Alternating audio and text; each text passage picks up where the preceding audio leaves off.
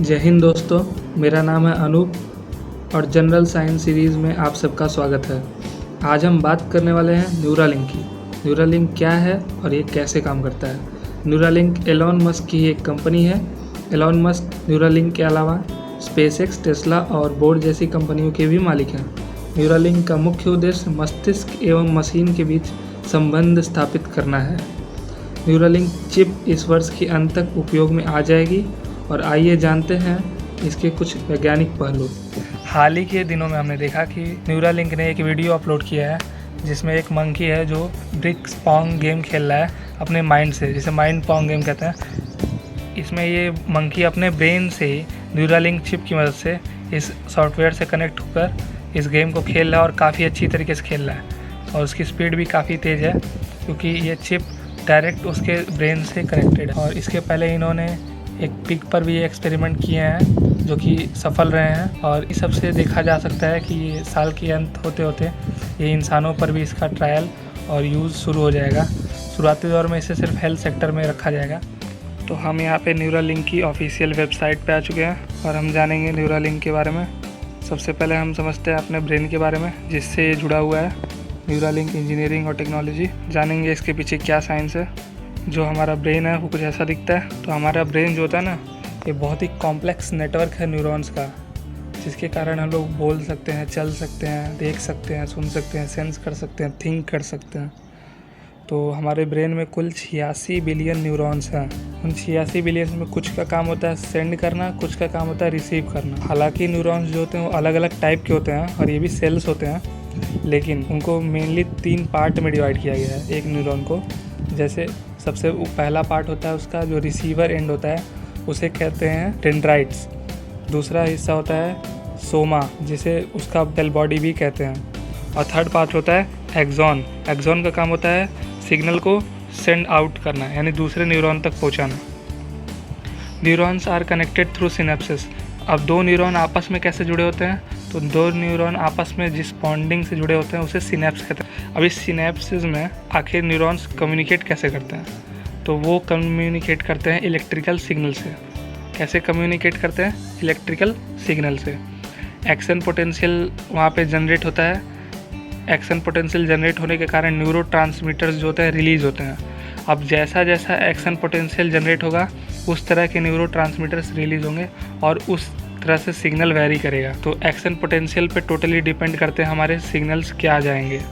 Scientist ने analyse किया कि क्यों ना अगर हम इन इलेक्ट्रिकल सिग्नल्स को पढ़ सकें, रिकॉर्ड कर सकें, तो हम ब्रेन की एक्टिविटी को समझ सकेंगे और ज़्यादा अच्छे से उसके बारे में रिसर्च कर सकते हैं। इसके लिए उन्होंने आइडिया सुझाया कि क्यों ना हम इलेक्ट्रोड्स को वहाँ पे इम्प्लांट कर दें और वो इलेक्ट्रोड्स जो होती हैं उनके इलेक्ट्रिक फील्ड में जो वेरिएशन आएगा वो वेरिएशन डिपेंड करेगा टोटली जो एक्शन पोटेंशियल है सिनेप्स के उस पर, क्योंकि जहाँ कहीं भी इलेक्ट्रिक फील्ड है वहाँ पोटेंशियल का डिफरेंस होता ही है। तो इसी टेक्निक का और इसी प्रिंसिपल का यूज़ करके न्यूरालिंक चिप का निर्माण किया गया है।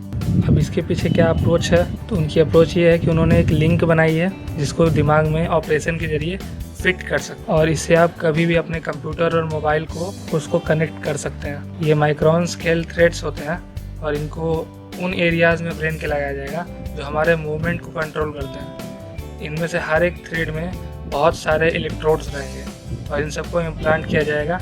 इनके इम्प्लांट को ही हम लिंक कहते हैं।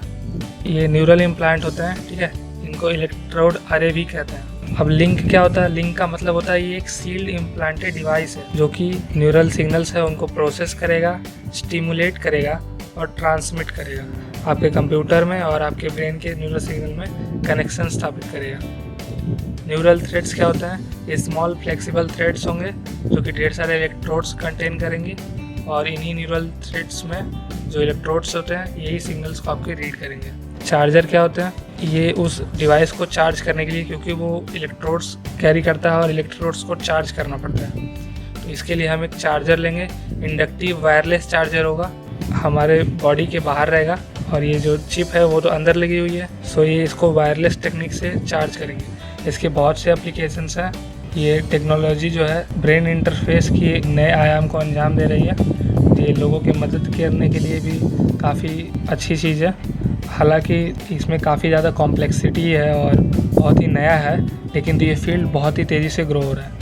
इनका मोटिव ही है working towards improving the lifes of people with broad range of patients. अभी तो शुरुआती दौर में ये हेल्थ केयर सेक्टर में ही यूज़ होगा, जैसे ये खासकर उन लोगों के लिए जो किसी न्यूरल मोटर डिजीज़ या स्पाइनल कॉर्ड डिजीज़ से ग्रसित है। जैसे कोई व्यक्ति यदि चल नहीं सकता, बोल नहीं सकता, उसे मोटर न्यूरॉन डिजीज़ है, मोटर सेंसरी डिजीज़ है, तो इन दैट केस वो व्यक्ति अपने हाथों से या अपने शरीर से कुछ नहीं कर सकता। लेकिन तो यदि उसे ये चिप लगा दी जाए तो वो सोच करके ही मोबाइल चला सकेगा, अपना इंटरनेट कनेक्शन देख सकेगा, उसके सोचने से ही, उसके ब्रेन से ही सारी एक्टिविटीज़ कंट्रोल होंगी, तो लाइफ काफ़ी ईजी हो जाएगी। और टेक्नोलॉजी का मेन उद्देश्य भी यही होना चाहिए।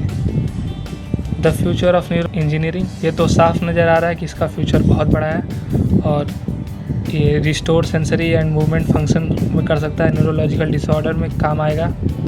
तो ये दुनिया में बहुत बड़ा रिवॉल्यूशन लाने के लिए ब्रेन के वो पार्ट्स जहाँ पे इसको इम्प्लांट किया जाएगा।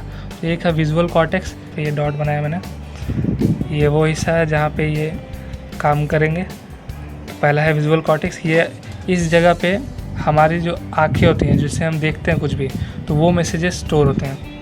दूसरा है ऑडिटरी कॉर्टेक्स, यहाँ पे हमारा हम जो कुछ भी सुनते हैं वो सब प्रोसेस होता है। तीसरा है सोमैटोसेंसरी कॉर्टेक्स, सोमैटोसेंसरी कॉर्टेक्स हम जो कुछ भी टच करते हैं उसकी फीलिंग यहाँ पे आती है। चौथा है मोटर सेंसरी कॉर्टेक्स, तो motor sensory cortex somatosensory cortex के जस्ट लेफ्ट साइड में बगल में ही होता है। मोटर कॉर्टेक्स का काम होता है जैसे हम कुछ हाथ मूव कराते हैं, पैर उठाते हैं, चलते हैं, ये सब मोटर कॉर्टेक्स करता है। अब लिंक क्या करेगा, लिंक थाउजेंड्स ऑफ न्यूरॉन्स को कनेक्ट करेगा और उनके सिग्नल्स को रीड करेगा और वो सिग्नल्स हमारे कंप्यूटर सॉफ्टवेयर में भेजेगा अपने चिप के माध्यम से, वायरलेस सिग्नल से। Who will the link help, तो हमने पहले जान लिया ये लिंक स्पाइनल कॉर्ड इंजरी में बहुत मददगार है और मोटर डिजीज़ में, न्यूरोलॉजिकल डिसऑर्डर्स में काफ़ी हेल्पफुल है। Will the link of the future system be available to healthy people, तो हाँ, Neuralink is currently focused on making medical devices, लेकिन तो धीरे धीरे वो जैसे ही टेक्नोलॉजी आगे बढ़ती है और इसका यूज़ बढ़ता है, आने वाले सालों में ये आम लोगों के लिए भी ज़्यादा बेहतर सुविधा देने के लिए आगे आएगा। तो क्या ये लिंक MRI के साथ कंपेटिबल है, तो MRI के साथ कंपनी का दावा है कि वो 1.5 टेस्ला तक इसको सुगम बना सकती है कि 1.5 टेस्ला मैग्नेटिक फील्ड में ये काम सही से कर सके और उससे कोई साइड इफेक्ट्स ना हो। और इस डिवाइस को काफ़ी सिक्योर भी बनाया गया है, लेयर बाय लेयर इसमें क्रिप्टोग्राफी की गई है ताकि हार्डवेयरली या सॉफ्टवेयरली इस पर कोई नुकसान ना पहुँचाया जा सके। तो ये थी न्यूरालिंक की कुछ जानकारियाँ, होप आप सबको पसंद आया।